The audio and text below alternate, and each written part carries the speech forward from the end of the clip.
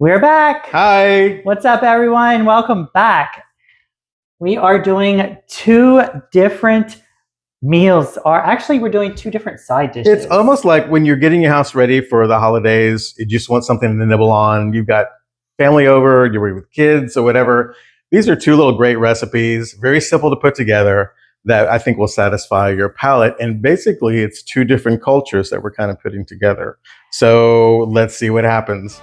I'm careful with the measure, steady with the plan. You're dancing through the kitchen, singing with the pan. The opposites together, but somehow it all fits. Every little moment has the perfect kind of mix. A little peas in a pot makes it wrong and right. The chaos and our order make the recipe ignite. Yeah, two guys in the kitchen, love is what we got. Cooking up a story, two peas in a pot. Oh.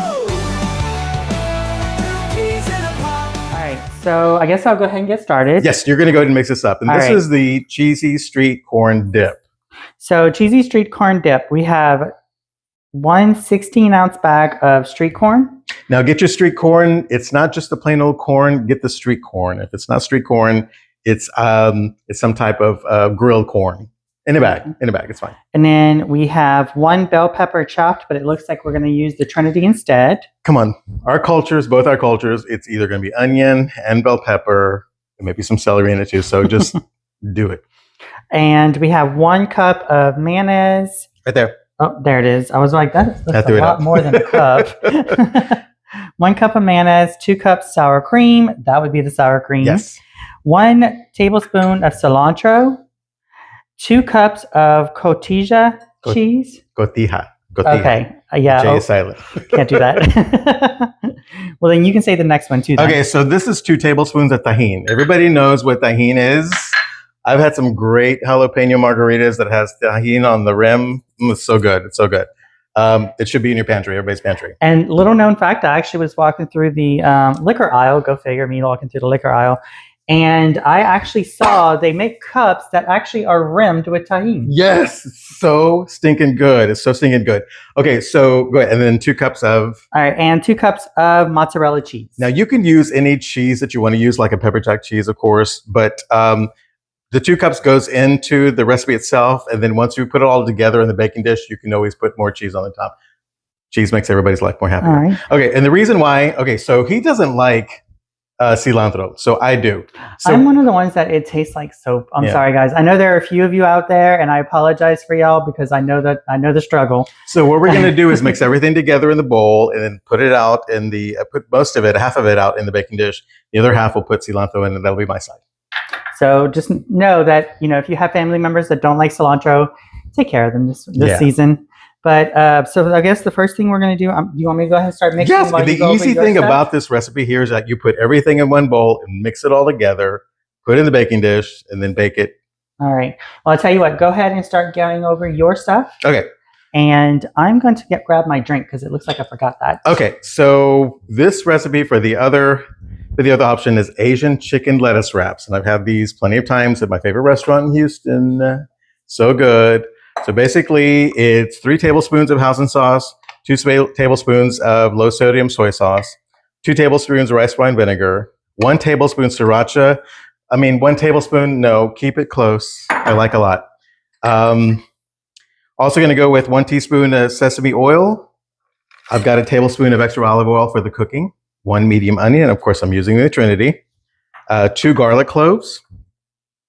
Then I've got the best thing in the whole wide world that smells so good when it's fresh and grated is a whole tablespoon of freshly grated ginger. It smells so good, so fragrant. And then I've got my pound of ground chicken. I've got my half a cup of watered chestnuts with 2 green onions, salt and pepper to taste at the end. And then I've got my lettuce to be able to, that we're going to use to wrap the mixture in. So are you going to be able to use that? It's not big enough, huh? No. Okay. It's okay. Go ahead. Okay. So I guess what I'm going to do is get my pan heated. I'm going to let him handle this. The oven's already on and going. So I'm going to go ahead and switch out over to his view, and I'll try to get his head in the seen this time, so he can show you what he's actually doing. It's all good. So what I'm going to do with the Asian chicken wraps is go ahead and get all of the sauces to get the liquids together to make the sauce. So my house and sauce going in, my soy sauce, my rice wine vinegar, my sriracha,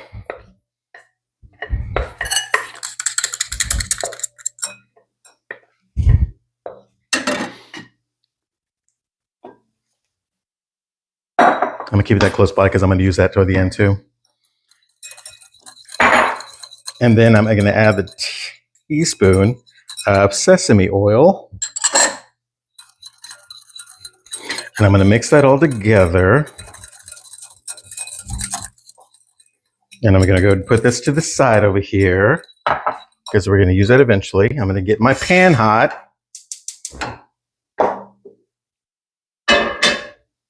Okay, so going back into some memories about corn, street corn, when I used to go down to the valley back 100 years ago, there was, in the area where I was staying, there was, during the week, there was always a gentleman that was on a 3-wheel bike with a basket on the back. That man had steamed corn in a metal bucket, metal bucket. And I don't even know how much it was, maybe like $2 for a whole corn elote. And he would have the mayonnaise, the sour cream, the cotija cheese, tahini, everything, and the hot sauce. So he would just make it, put it all together. You'd get it on a stick, and it was the best of the best. So yeah, mix that well. We're gonna put this at the end. Oh yeah. Oh, and the mayonnaise too. I know what I'm doing. Okay, I'm gonna go set my thing. Let's get this pan hot. All right, we're gonna go ahead and switch over to his view. Okay, so basically what we're doing, we're getting our pan heated up. Because I have these wonderful pans, I need to let them get warmed up. Let's see. So one of the things about this video is there's something in this video that I'm missing that I usually typically have in all our other videos, even the older ones at the old house. So if you can figure out what that is, think about it for a minute, and then I'll reveal it at the end of the video. Leave it in the comments. What do you think? Yeah. What am I missing? What am I missing? What am I missing? Cheers to the holidays and your family and your health. Okay, so for the recipe, I went ahead and measured out the amount of olive oil. Look, when I'm cooking, I basically just get the bottle and just coat the bottom as it should. Let me make sure this is going to get hot. So what we're going to do first is once the oil gets hot, we're going to go ahead and add the onions. This is probably not going to be big enough for our dish, so I'm going to have to grab a bigger one. We'll grab a bigger one, that's fine. The one thing about my people, when we cook, we want to make sure we have an abundance of food, and rather than not have enough. That's just not in our DNA. Y'all feel me? So let me get this hot. Let me test it. Okay, it's not quite yet hot. So some holiday memories as a kid. I remember my family, we would always host every event throughout the year, including the holidays. So my mom was always in the kitchen morning, noon, and night, even before the actual holiday itself. So before Thanksgiving Day, Mom would be in the kitchen starting on Monday, baking all the cookies from scratch. Okay, here we go. Baking all the cookies from scratch. She would do everything from the appetizers to the main course to the sides and all the desserts.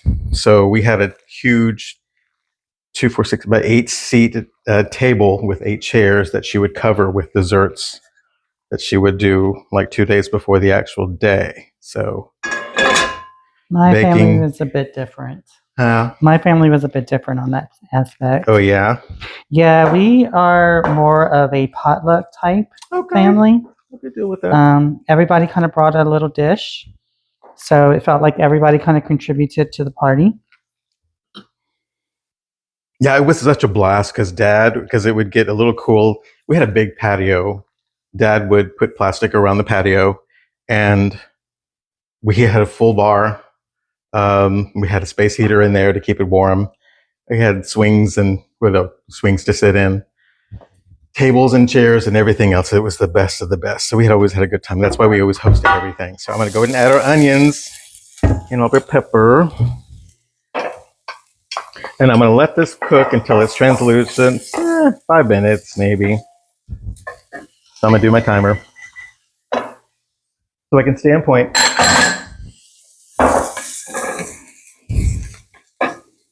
Until everything's kind of soft. I love my pans, but they are a little extra.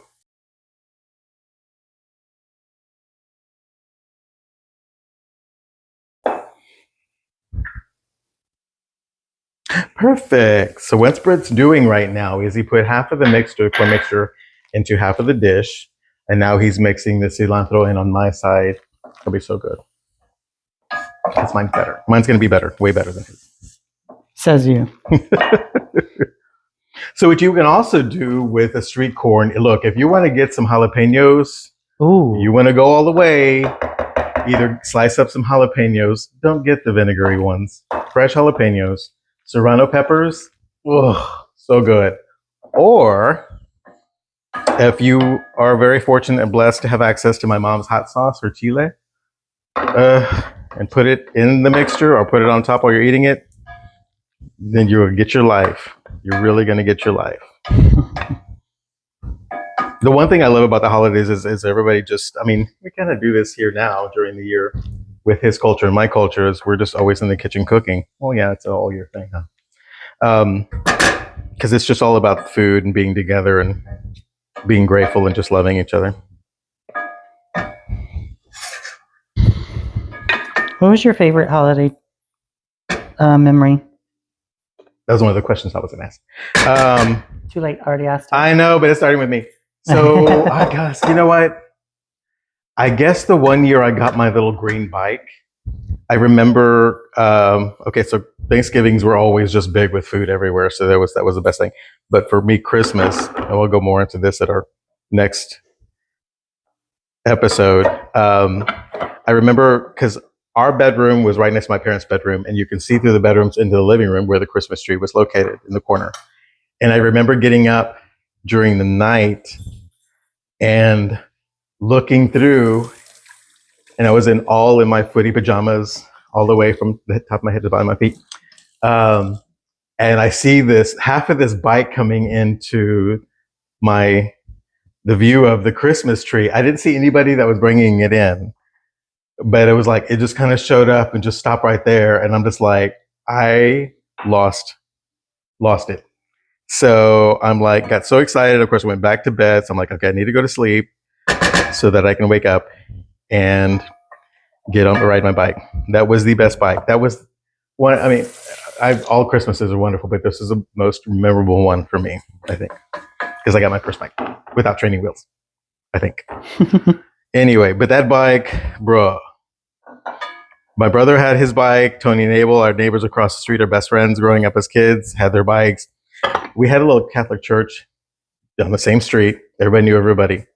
Either related somehow by marriage or from born in the same city or whatever. We just everybody migrated to our street. We had our own little Catholic church. That little Catholic church had a driveway that went all the way around, and we would fly like literally bats out of hell going all the way around that church. I'm sorry. And it's the truth. We had so much fun. And my little bike would always win because I was a little bitty thing this big on a little green bike, and I had strong legs, and it was the best. All right, it is time for me to go into the oven. Okay, so we're ready. Oven's already heated up 350 in the oven. And we're going to put it for 20 to 35 minutes. Why not? So let's set the timer for maybe 30 minutes. Okay, that's going on. So I'm going to use this one. All right. Oh, did you put cheese on top? I did not. I put all the cheese in there. No, in the bag. There's a bag. There's a bag in the refrigerator. Right there on the shelf. You just want to get it and just sprinkle the rest of the cheese. You didn't tell me that. I know. Oh, I kind of did in the beginning when we went over the recipe, but it's okay. It's okay. Okay, so our onion pretty much is pretty translucent. There's so many things that are beeping. Why am I beeping? Yeah, you did it for 30 seconds. I did. Okay. Okay, there's that timer going. Sorry. Okay, so once you got the onions in, what we're going to do now is add the garlic and the ginger to the mixture. Oh my gosh. Stop. Okay. And that's taken care of. And this is the ginger, so it's going to smell so good once all this starts fusing together. So we're just going to cook this for a minute. Get all these lovely smells together. Okay, so when you took it out, did you just take it out and turn to me? Yeah. Okay. It's cool. It's still cold. I know, but I'm trying to figure out what side the cilantro's on. Oh, well, it's on there. Okay, I figured that. All right. Leave it to me to throw in a wrench. Okay. So I'm going to open the oven for you. All right. Put it back in. Okay, and that should be enough time. All right. We're on the timer.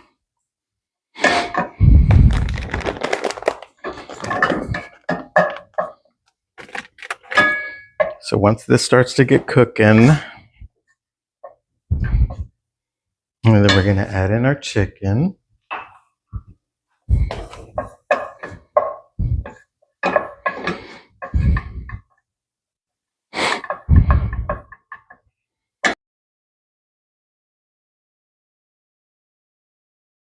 Okay, so we've got the dip in the oven. Okay, we're going to go ahead and throw in our chicken, our ground chicken. You could use ground turkey if you wanted to.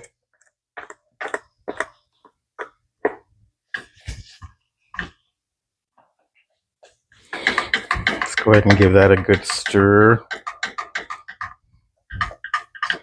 Okay, so what about you with holiday memories?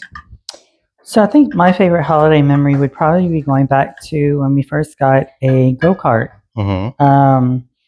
It wasn't actually my go-kart, it was my brother's go-kart, but my dad actually put it together from a frame that he had purchased from someone else. Mm-hmm.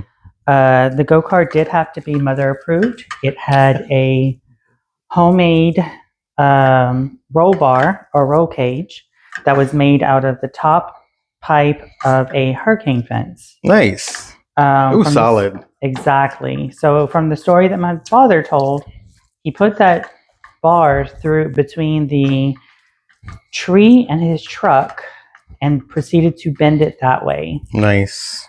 But it was all nice and painted when we got home on Christmas Eve. Mm-hmm. And my funniest memory from this one is my brother got into it.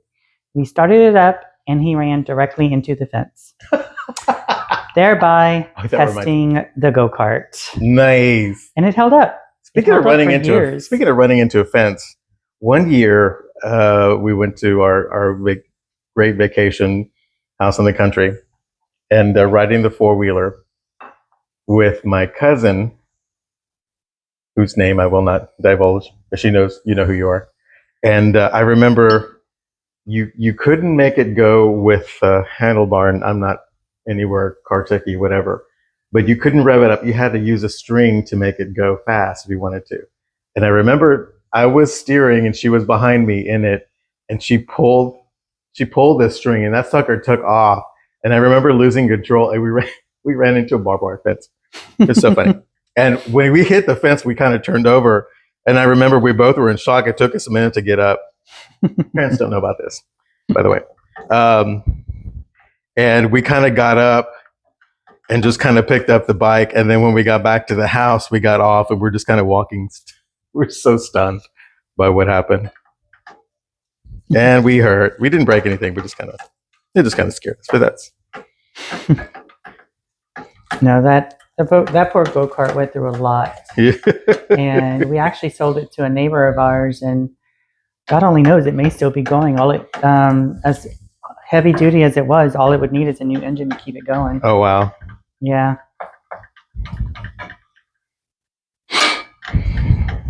We tried to make it fly a few times. Oh, I'm sure. Yeah, if you knew the Bork boys back in the day, yeah. We were not gentle. Now we're flying everywhere. And I'm sure your mother doesn't know all the stories either. Not all of them. Yeah. Most of them, though. Yeah. She's slowly finding out more and more. I know, it's funny. 100 years later, my parents or my mother's learning about some things that I did as a kid. So it's like, yeah, sorry, Mom. It's like after we sold the old house, they started finding out where the holes came from. Nice. Yeah.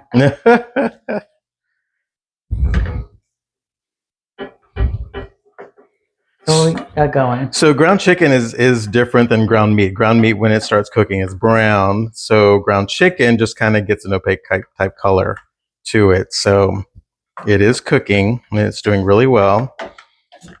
And everything's getting nice and mixed up with the ginger and the onions and the garlic.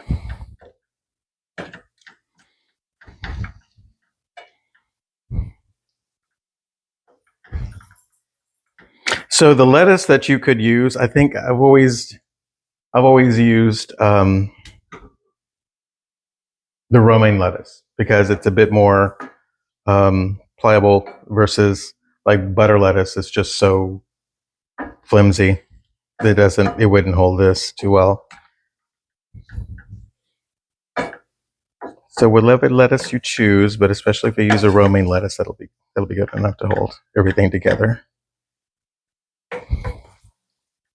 And by the way, for the dip, if you want to be a little more crafty and make your own chips, like if you get your corn tortillas and make tostada shells out of it, put them in some hot oil and, get them good and crispy, and then just use those to pick up the corn dip. Mm-hmm. And like I said, you can heat it up as much as you want. In this case, I'm not, but I do have my mother's hot sauce on the side to go with it. So, okay. So I think the chicken is pretty cooked with this. So I'm going to go ahead and add the sauce mixture to it. And I hope I made enough.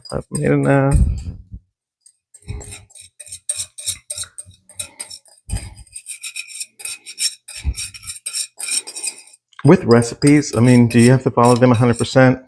I don't think so. I feel like everybody puts their own spin on it. And, and that's the thing. Once you make it once according to the recipe, this is what I always believe in. Once you make it first time 100% verbatim with the recipe, then you kind of have an idea what to expect.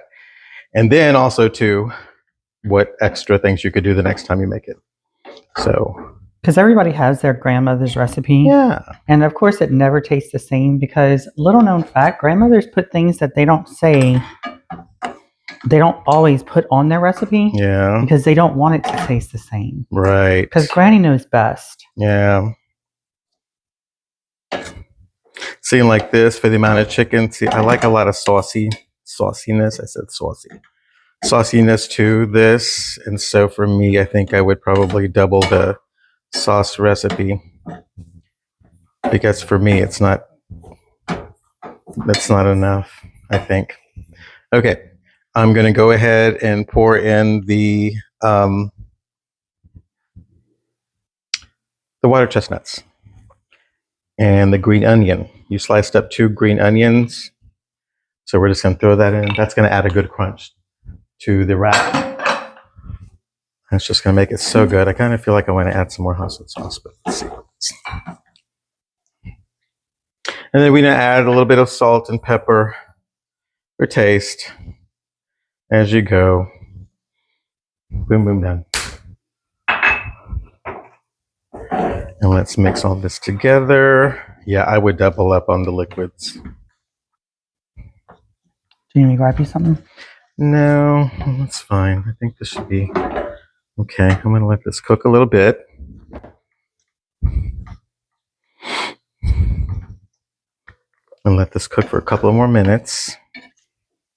I'm going to turn my heat off and just kind of let this set together in itself and fuse. Let that sit.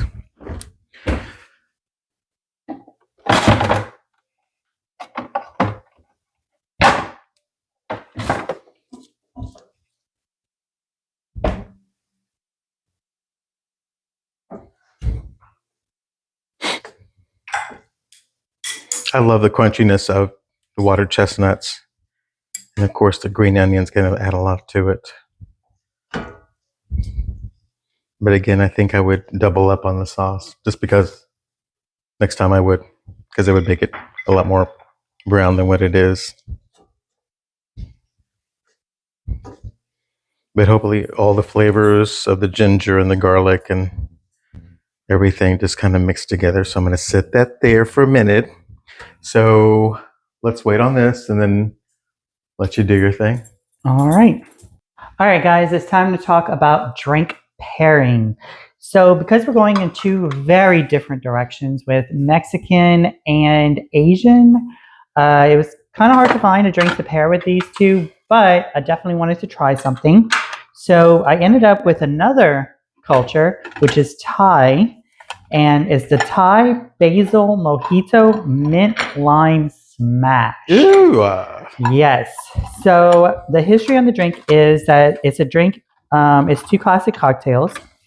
Let's see. The mojito is arguably the most famous Cuban highball. The origins date back to the 16th century, where a raw form of rum was mixed with mint, lime, and sugar to make it more palatable. The lime and mint were also thought to stave off scurvy and tropical disease.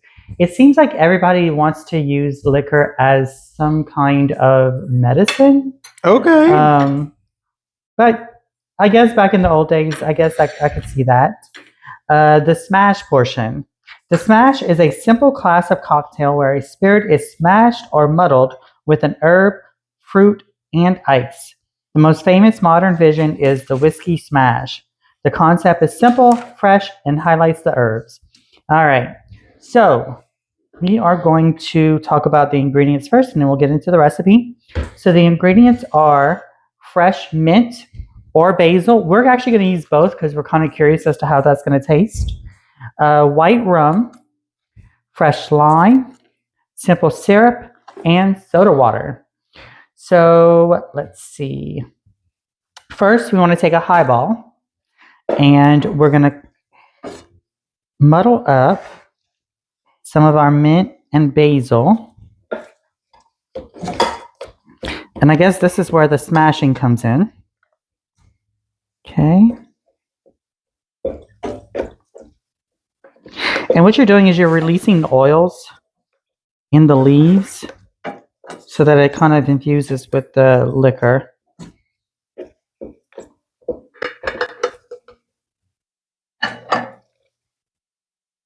Okay. I don't know how it's going to taste, but it smells delicious. And I haven't even added anything to it yet. I know those leaves, those two, yeah. So good. Oh, I can really smell this spearmint. All right. Now we're going to do some water, some ice.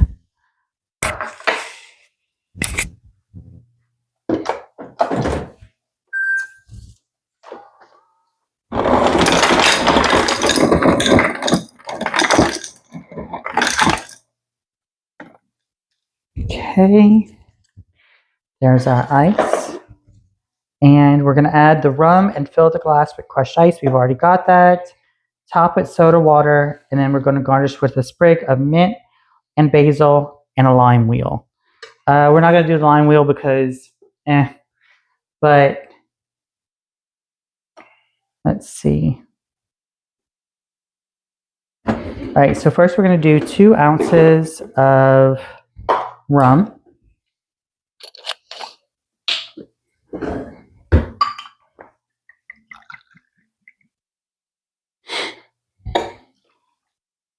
Okay.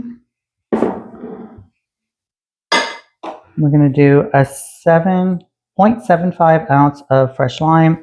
I'm just going to do a half a squeeze, basically, because I figure that's about right. I will be making another one. I just won't be making it on screen because, well, time. All right. And a half ounce of simple syrup. Let's see. Now, you're more than welcome to measure it like I do, or you can just kind of feel it out. Normally, if I'm making it on my own, I'm just going to kind of feel it out just to make it taste good. And we're going to top with hopefully that was ice. Ounces. Yeah, that's ice. 2 ounces of soda water. I saw it drop whenever I was putting the ice in the cup. Okay, sorry. I figured she'd enjoy it.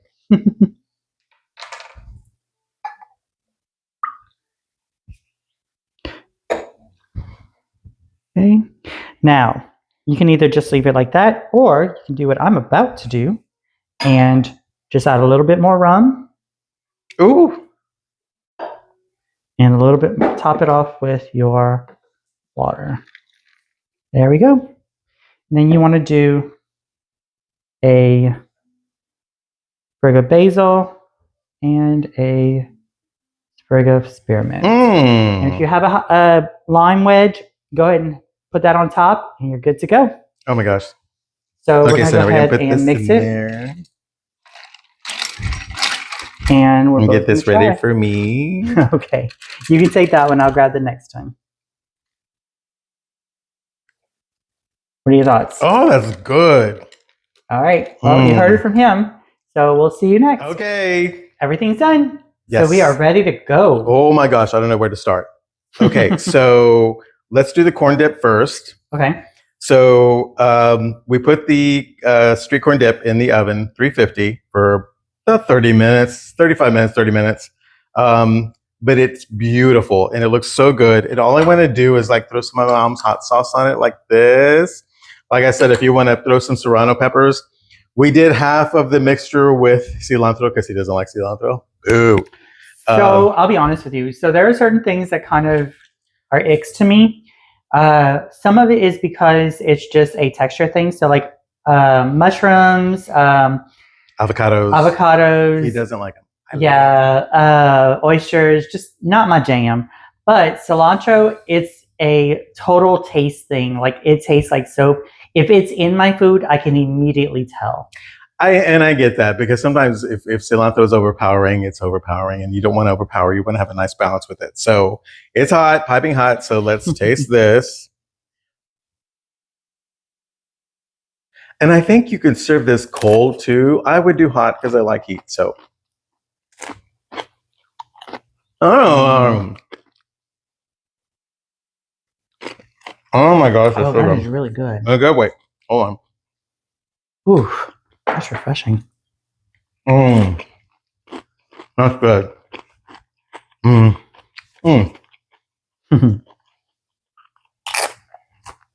Another idea, a way to use this, if you're making tostadas with like black beans on top, maybe some chicken, maybe some steak, throw a little bit of this on top.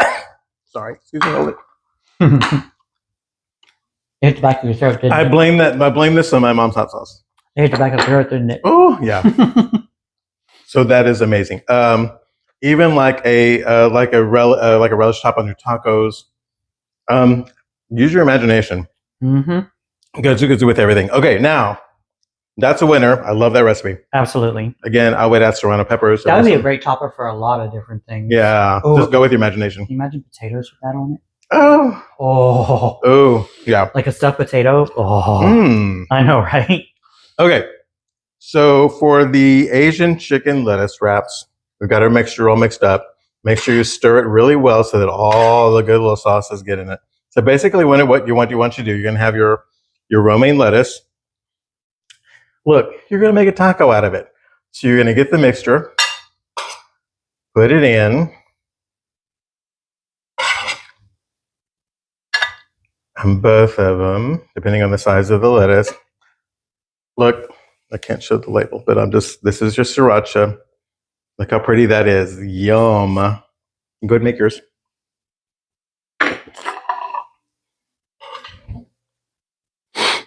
Oh, and they smell so good. That ginger just is everything. Yours don't look as pretty as mine. Just make it. Just make it. Just make it. Look, you don't have to eat it. And this is kind of a fun thing with the kids. And just have your friends over, put a big old helping of the chicken mix with a bunch of romaine lettuce leaves and just let people make their own. Right? And you gave me the skinny one. Why did you give me the skinny one? Well, I did the skinny ones just to kind of, because there's this big one here, and it's just like, no, we don't want to. We want to be kind of demure when we're eating. So, okay, so now we're going to taste this.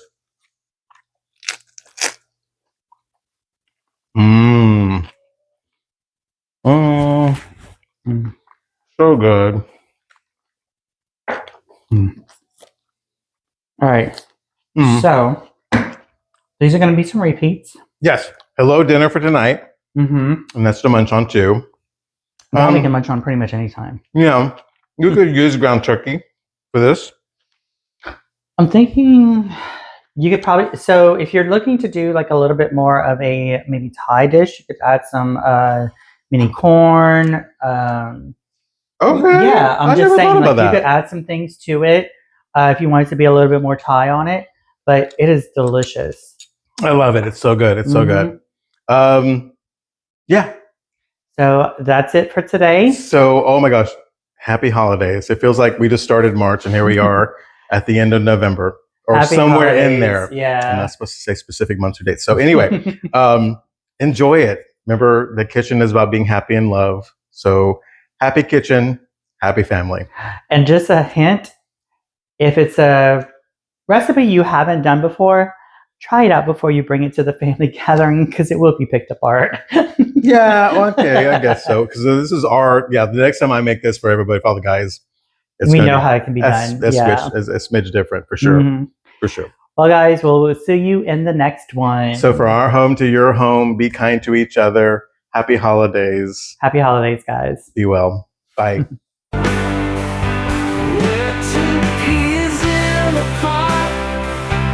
Mixing wrong and right.